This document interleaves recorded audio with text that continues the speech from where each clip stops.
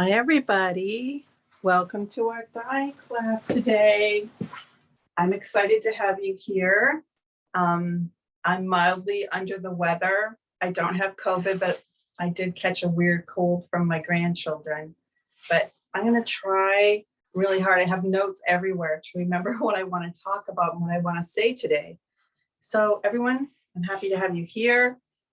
This dye show has been sponsored by the Welcome Mat, which I really think you should belong to. Just as the smallest of things, I provide backup and show results and all kinds of links and stuff to do with this dye class that we have here, our dye date every Friday. And that's just a thin thread of this amazing cloth I wove called the Welcome Mat. Also from WandaWorks, which is my overarching business. It's what we call the studio here that we're in. And of course, Magic Carpet Dyes, my dye company, and that's what we're using here today and always. So support all of these things if you can. Before we get going too, I want to talk about our class that we're having on June 25th. It's a Zoom class, so you don't need to belong to the Welcome Mat, but you can belong to the Welcome Mat to get all the backups. And this is what we're going to be making. Of course, mine's giant. It really helps us understand how to deal with hue, and there's all kinds of variants we can make with this too, which I'll go into. Yeah, it's about how to handle hue, and I'm really excited to be able to offer this to you. It's like a little tiny sliver of understanding hue as compared to our color cure class, but still it'll give you a good taste of what we did in there and what we need to even act more to create a larger foundation. The more we do this kind of work, the stronger and stronger we'll get at it. Also, I wanted to talk a little bit about what we dyed last week. Remember, we were making transitions and I had shown you only the wet pictures of wool. And once they dried, I couldn't be happier. I'm gonna come close and see if it'll let me show these to you. Like, look at how gorgeous they are. You can see how beautiful that would be in a sky, for instance. And I'm going to show you the other ones too. So great having this transitional wool. And it allows us even to use it to do work like that rug I threw on the floor, because the colors are changing slowly.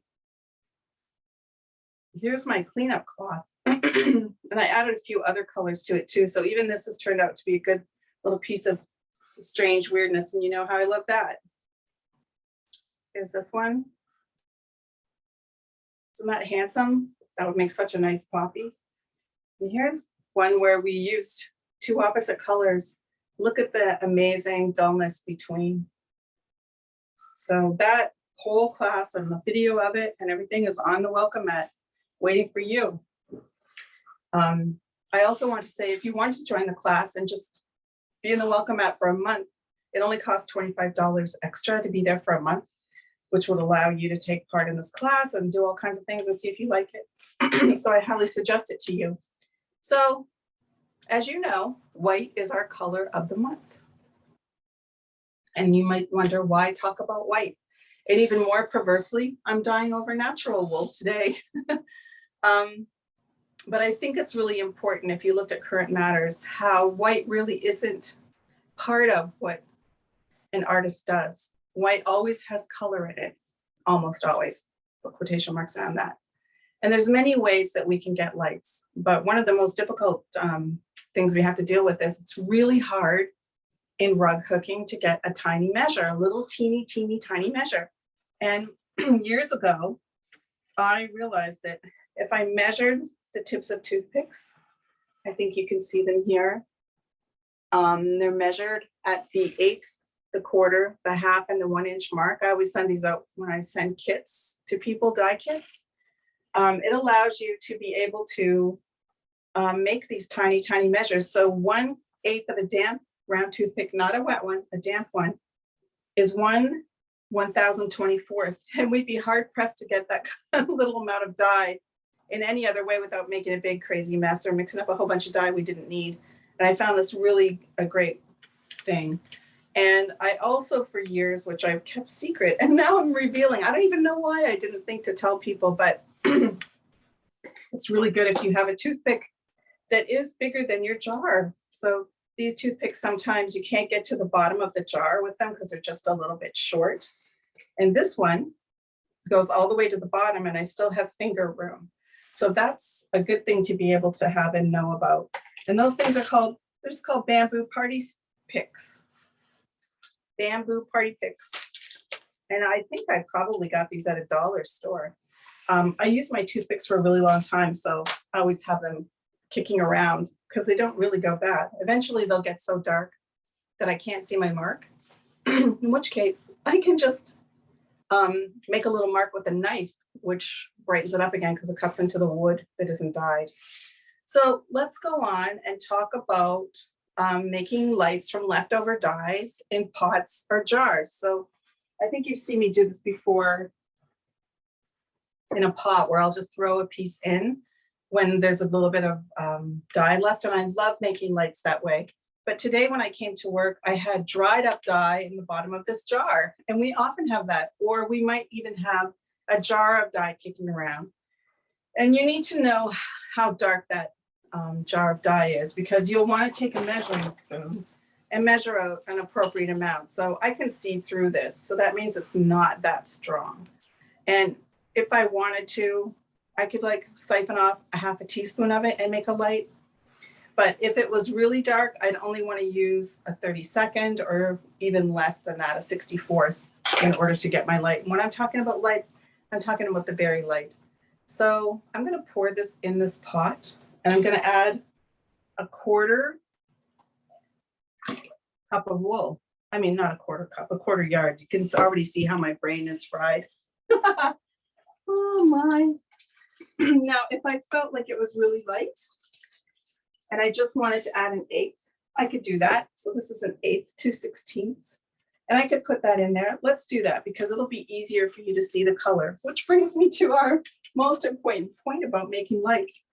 You will desperately want to add more dye, and you can't add more dye if you want it to be light. It just doesn't work that way. So I'll let this process for a while, and we'll go on to other ways to make lights. Let me dry my hands. So the other way we can make lights, I'm actually in this pot going to make a formula just to refresh our memory about how to make a light, from a formula that we have already processed. I'm going to put 1/32 of turquoise in here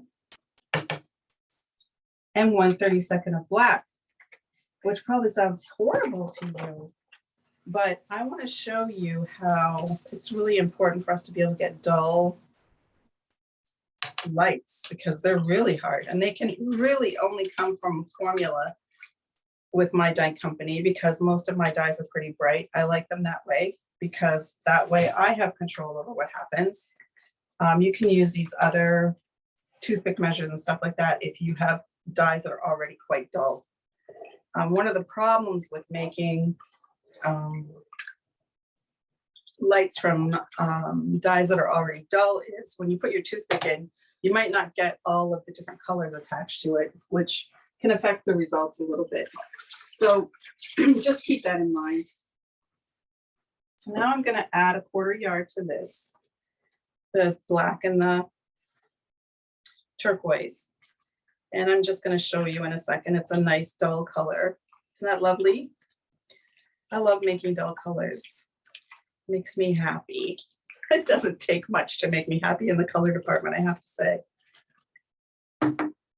Now, the other thing about this is you barely need any acid because there's not much dye present. Oh, I'm so strong when I'm closing my acid lid. Oh, my goodness.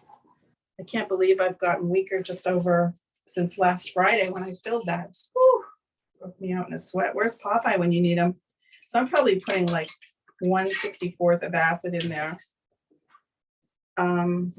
Let's put the lid on it, but not so tightly this time, because apparently my strongman arms are not working today. So I'm going to let this turquoise and black process until the water's almost clear. And then I'm gonna add another piece of wool in. And how much you add is up to you. Of course, if you add a smaller piece, it's gonna be darker. If you add a bigger piece, it's gonna be lighter. And I really want to advocate for people to have lots of varied lights in their stash because we need them and we need them frequently. Once again, you can look at Current Matters where we studied white and you'll see evidence of that.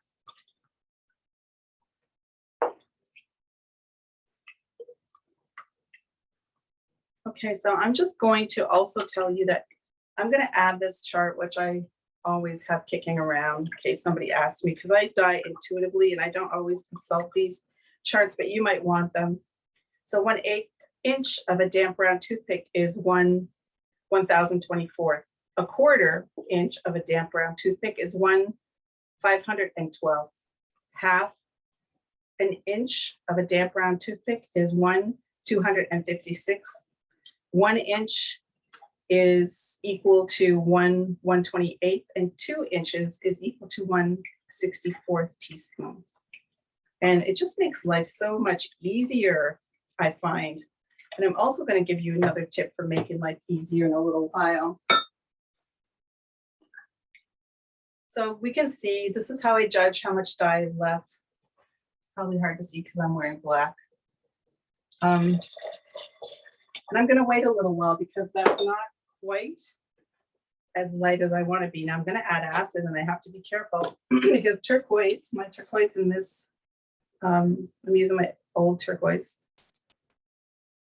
I'm going to add 1/32nd, a little scant before to this. So now I'm really going to have to keep my eye on it because it'll be taking up pretty quickly. I turned the heat up. I have all the things present to make this take up quickly. Stir it around, take another check.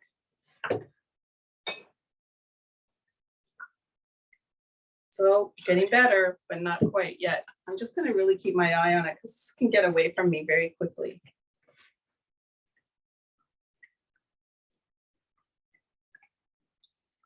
I wanted to talk a little bit about making flesh colors too, because of course they need to be very light and they also need to be dull often. Excuse me. So whenever I'm making browns, I'm quick to, or even oranges or corals or red, violet, and black mixed in equal measures. I'm quick to make sure that I have some wool on hand that I can throw in at the end so I can take advantage of these interesting leftovers that I can get if I just don't let all the dye take up. And sometimes people say to me, well, doesn't that affect the end result? But it really doesn't affect the end result because it takes twice as much dye to even go up one value or cutting it in half to go down one value. So that little amount of dye won't really affect your overall results. I've been dyeing a lot since last Friday, actually. So now we're getting to an advantageous situation here where I'm feeling more happy. And of course, I wouldn't add acid if I was at home now, but I'm going to add a little bit more because we haven't got all day. We could have all day, but we don't have all day to do this. You know you've dyed a lot. And I really am a vigorous stirrer when I'm dyeing. That's because I want the water and the dye to be going through the fibers. And the only time I don't do that is when I'm wandering wool or making spot dyes. And I try very hard not to move my wool very much. And I highly suggest that to you too. So just a little bit longer. And I'll add my other piece. Now this piece is all done. This is just the leftovers from my jar. And look at, I have a beautiful, beautiful highlight flesh tone. You know, it's very hard to get that otherwise. I deem that a success. I have to be careful not to get carried away, forget about my little baby over here. So I'm checking it a lot of times. Meanwhile, I'm going to come back here and I just want to show you what happens when you make lights straight from the jar. What should I do? I think I'm going to do moss first. So I am going to measure out, probably use a half a teaspoon or half an inch rather. So I've dipped it in, I've taken out any excess water, and I make sure that I've got dye covering. I stupidly tapped this. So now it wasn't wet all the way around. So now I'm just going to discard that. I'm going to try again. So this time I'm not going to tap it. What was I thinking? Okay, I tapped it again, but less vigorously. One of my toothpicks is wildly misshapen, which you want to be careful about too. So probably a little bit too much dye went in there. So now I can see right through the water, and that's what you want. This is moss green I've used. I'm just going to poke it in there. So let's say you are making a tree and you have snow on it. Oh, I better watch this guy because he's going to disappear before I know it. You just need the lightest of green showing through that. So you know I don't have acid in here. Well, I do have acid in here. I forgot. You'll have to forgive me today because I think if you looked in the dictionary for flibbertigibbet, my picture might be there. It's just because I have a real whopping head cold. Okay, so let's take a look at how much is here because it looks like quite a bit. But when I hold it up here, not so much. This color is going to be darker than our other colors. If I were to add in a half a yard of wool, which I'm not going to do, but if I were, then I would get a lighter color by one value. So this is going to be more like a pastel, which is perfectly great. I think in a minute I have another 1/8 of the yard, and I think I'm going to search through here and find it. And I might add it in a minute so that we can see it in these two ways. I have to come over here and stir my moss green, which is barely colored at all. But even though I see that it's barely colored, I think it's always good to have a piece of wool that isn't dyed to compare it to, because especially if you enjoy making medium or dark colors, like you think it's not dyed, but there, look at the difference. So patience, my friends, that's what we need. And to hold fast to our truth of what we're going for, we need lights. And if we keep adding dye, guess what? It's not really light anymore. So in the value scale, there's 3 lights. There's like almost paper white, or paper white rather. And then there's something with a little more color, which probably when we're hooking, this is pretty close to paper white because our scale can't be paper white. Our wool, when we start with it, isn't paper white. So we always have to make adjustments to that end. Let me put this other color in here, or this other piece in here now. First, I'm going to check because I want to make sure enough dye is taken up, because if it hasn't, I'll end up with 2 pieces that are alike because this is smaller.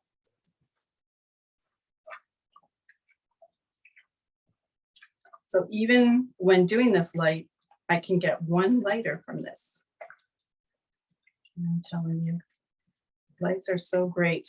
And I was not a user of light. I avoided it like the plague because I'm a daughter of darkness. I like dark colors. And let me fire this on the pan because this is all done. That's the one nice thing about making these. There's not very much wait time. Beautiful. We would never think that moss green would be so interesting and lovely. How about I make chocolate brown now, just straight from the jar. And I'll use the same amount of dye.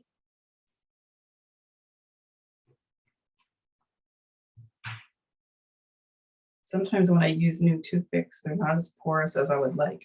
And I should probably wet them a bit more, or have them wet or standing wet. Excuse me, in a jar.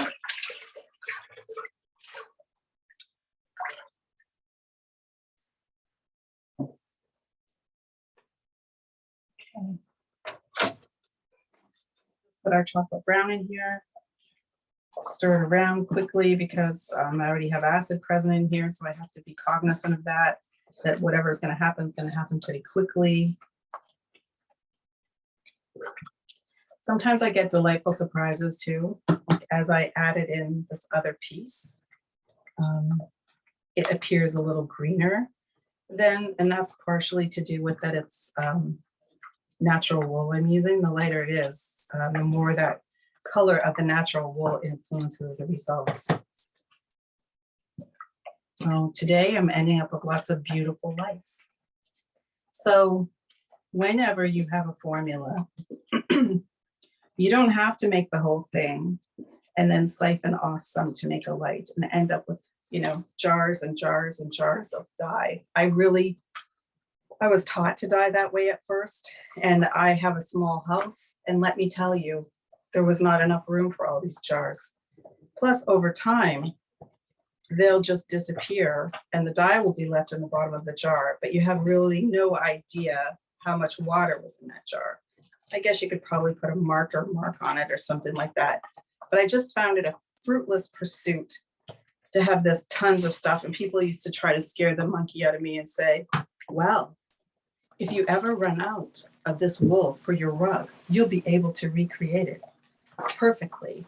But I never found that to be true. So I gave up having jars and jars of dye, but then I had to figure out, how can I get lighter colors with these formulas? And I'm going to show you how I do that now. And it's pretty simple. So every formula has measurements. And what I like to do is just change the measurements, right? So if I'll say to myself, 1/8 of an inch of a damp round toothpick equals 1/32 of red violet. And then I can just do the math from there. So that I can go ahead and make my formulas without having to worry about doing all this crazy, insane math. And I have seen some very convoluted mathematical gyrations in order to get these measurements. And really all you have to do is just make yourself a key to change the actual measurement tool. So here is those three all coming from the same dye pot. They're not related particularly. They don't look like they would go together even, but the ones on the top, but there they are, all my beautiful lights. Okay, let's see if this chocolate brown is clear as a bell. I'm gonna dump these into the sink now. So here's my chocolate brown. Again, it's making a beautiful color that I could use for flesh. And if I needed to have some shading, I could just increase the amount. I forget what I used. I used 256, so 1/2 inch of a damp round toothpick. And if I needed it darker, I would use 1 inch of a damp round toothpick. If I needed one darker, I would use 2 inches of a damp round toothpick. But by then we're getting to 1/64, and it's easy to get a measurement for that. All right, so let's see where we are on my grand list. Oh, we're going to change the measures. Okay, so I have a formula: 1/32 red violet, that's a teaspoon, and 1/32 teaspoon of black. And now I'm going to let this get good and wet first. I am going to let 1/2 inch of a damp round toothpick equal that. Okay, equal that 1/32. So let's see, I had black, excuse me. So that's 1/2 inch.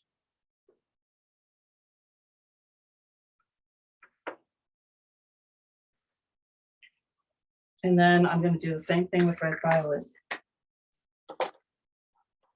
If I can find it. It always wants to lay down on the job. It doesn't want me to use it. Make sure this is wet again. And 1/2 inch. It's a little scant because I have a low amount of dye. So I just turn it on its side and kind of roll it. All right, there we go. Now I might judge this and think to myself, I might add a little bit more black. It's because of the two ways the dyes are. Black is a granular dye. It's more like sugar. And red violet is more like, now I ate my black. Red violet is more like a cake mix, I like to say. So I'm just going to add like 1/4 inch of this toothpick in here, or 1/8 rather. There, so now that's my formula. And because I use 2 dark dyes, it's probably going to be darker than we want. So I can do 2 things. I can just go ahead and put this in. Or I can put a whole half yard in if I wanted to too. So I can look at this and go, now I'm in the light range that I want to be. Also, another good flush. I hope you're getting my drift here. And I can do that. And I still have quite a bit of dye left. I'm going to pop this over here. And that doesn't seem like quite a bit, but I'm looking for ultra lights. So let's see how much wool I've got left over here. Oh boy, I only have 1 piece. So I'm just going to leave that, and I'm going to probably do something with that later because I have one more trick I want to show you. So just to finish off talking about this is what I want. If I leave it in there, it's going to be like, let me see. It's probably going to be 1 value darker. So, excuse me. I'm just going to leave it because that's what I want it to be like. So the other thing I want to do is talk about wandering and how there's lots of wandering recipes I have, and you might have invented some yourself. And wandering is a great thing. I just made a new recipe here yesterday, and it's 1/4 teaspoon of blue, 1/4 teaspoon of brilliant green, and then 1/4 teaspoon of chocolate. And I know I'm breaking my own rules, but I like to break my own rules sometimes. It really turned out beautifully. So let's try to do that, but lightly, and see what happens. So with wandering, of course, I'm here without salt because I'm a doofus. And I'm not going to do it with salt because I didn't do it yesterday with salt. Again, I love to break my own rules, but I don't suggest you do it until you're a seasoned wanderer. So 1/4 of an inch is going to be what I use. And first I'm going to put the blue in. Let me turn this pot off.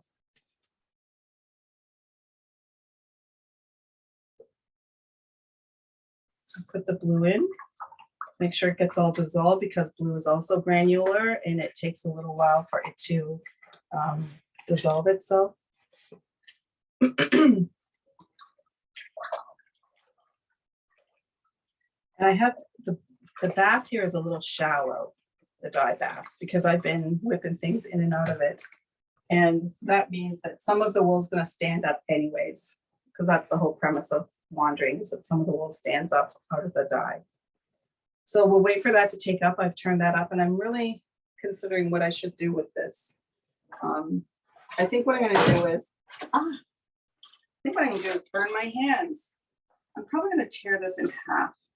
You're making a child's face. It's really great to have these pinkish tones because their skin is just so wonderfully alabaster and lovely.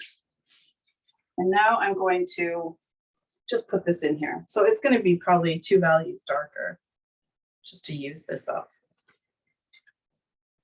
And that's okay too, because black is mixed in, it's going to be this lovely pastel color. And that way you can both see where I want it to go and then see the results of having a couple of values darker.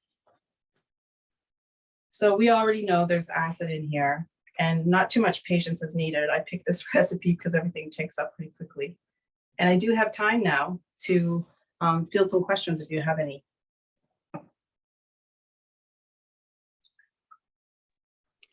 Hi, Wanda. It's Patsy Gorveatte. Hi, Patsy. Hi, I was wondering, is wandering the same as a brush? No, it Oh, isn't. It's a okay. method using the color wheel, and what it does is make these wonderful, beautiful arrays to hook with.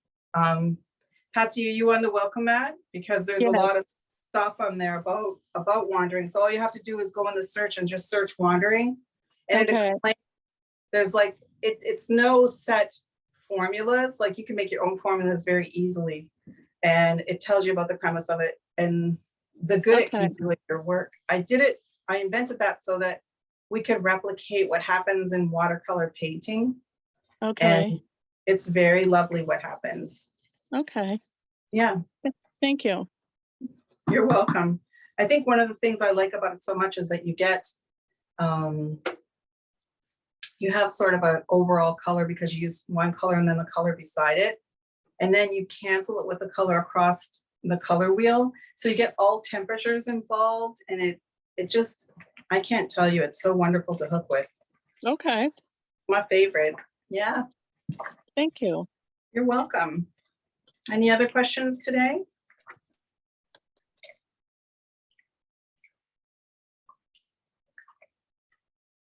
Wow, everybody, I must be telling you everything. Yeah. It's Ellen. I've got a question. Yes, Ellen Love. I've been doing those samples. Oh, I look terrible here. I've been doing those samples of each of my of my dyes, and I was using your yellow, and I let it go for like a half. Well, you gave instructions even when I got it to use very little acid, so I didn't put very much acid in. Let it go about a half an hour. Still, everything wasn't taken up. So then I just kind of let it go 10 more minutes, put a little bit more acid in. It went like an hour like that. And putting the little more acid in was where you made your mistake. So what you needed to do was raise your heat and put a lid on it, shut the heat off and walk away. When you come back, it'll all be taken up. It has to do with it needs a super high heat. So very little acid and a high heat. Oh, okay. A lid on the pot. Never got take all the way up. Right. We automatically think to add more acid is going to make it work, but it has the opposite effect on yellow. So even a half an hour wasn't enough with just a little bit of acid. Well, yeah, it is enough, but you should have put a lid on and raised the heat. If you look up dyeing yellow, you'll see me going through a whole thing about how to get it to take up. And it really has to do with having this high heat. You have to let it really like boil and then put a lid on it. It was boiling, but I didn't put a lid on. I'm trying to think if I even have a lid for my pot. Yeah. If I don't, like you'll see me sometimes here, just. Oh yeah, I have seen you do that. In the olden days, I can't believe we did this. We would like turn the heat down and then put newspaper over top. Oh. There's heat, the heat is off, right? For yellow. Oh. But if you're dyeing a whole bunch of other things, wah, wah, you gotta be careful. I haven't heard tell of anybody burning their newspaper, but I don't think it's such a good idea, but it will work, especially with yellow because you're turning the heat off and it's kind of makes a seal. So the newspaper on top stays dry, but the one underneath is wet and it kind of locks everything in. I'm glad I asked because I was. Yeah, it's frustrating.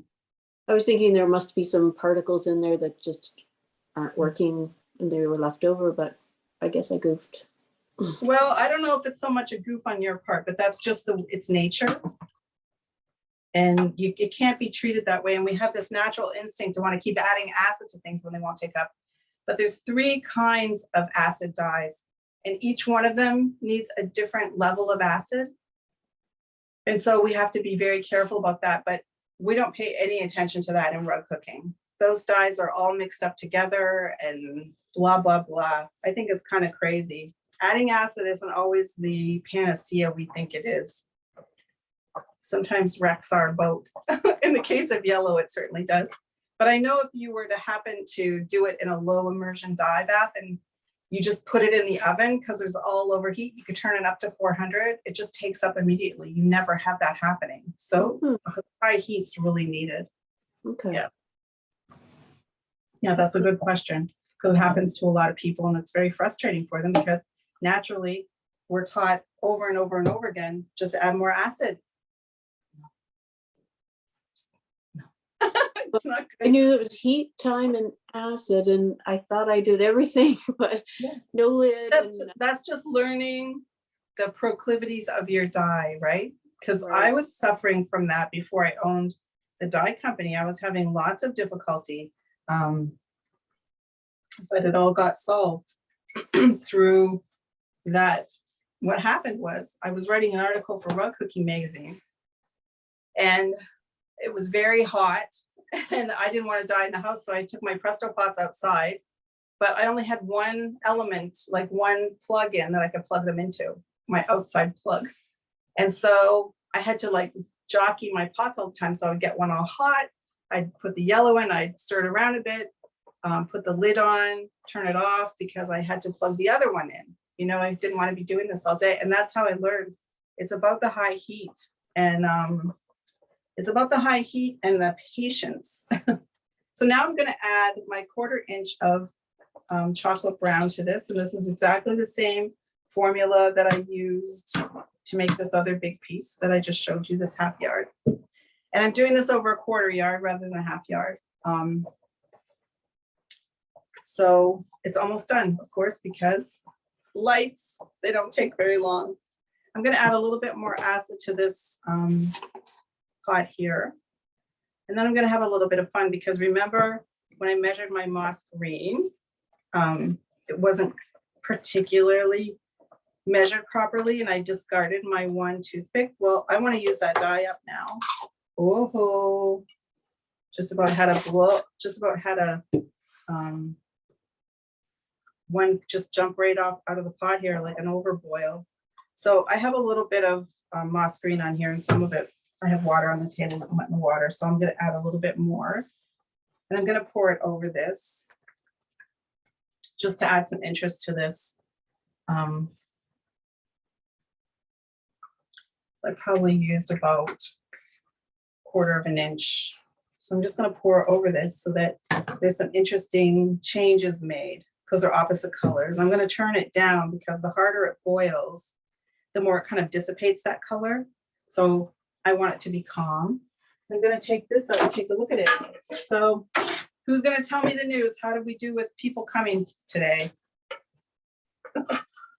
Ouch. That's what I get for being a horse's patootie. Or my hand. 28. Pardon me? 28. Yay, 28. Thank you so much for coming. So here's these two things, the dark and the light version, just easily done by changing your measure. And that's what we should think about more. We just need to change our dye spoon and it'll change the quality of what we dyed. So if there were 1/8, I know that's 4 30-seconds. It's easy to figure all of that out in my original formula, for instance. All right, my friends, remember if you want to take my stripes and strips class, it's really fun and easy to do. And we can have a whole lot of fun with color. Happens on June 25th. It's a Zoom class and it runs from 1 until 4. And I'd love to have you join. There's no cost for patterns or you can use your own wool and I'm here to support you with that. And I hope you'll consider joining it.